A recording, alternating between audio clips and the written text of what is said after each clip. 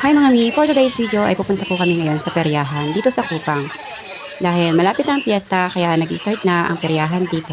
So sa amin sa Buli ay hindi pa nagkakaroon ng peryahan pero taon-taon naman po ay lagi may peryahan. At ito na nga, nandito na kami sa I Love Kupang. So ayan, yung mga bata, nag-post ka lang na pipicturan ko, video lang yun. So at syempre, pagdating namin sa peryahan ay nag-playground muna sila.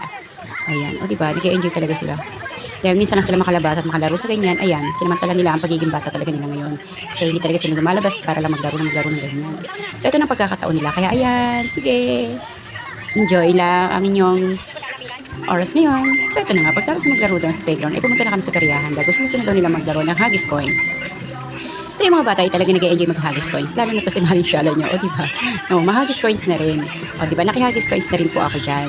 Pagkatapos ko mag-video, syempre ako kasi yung videographer nila.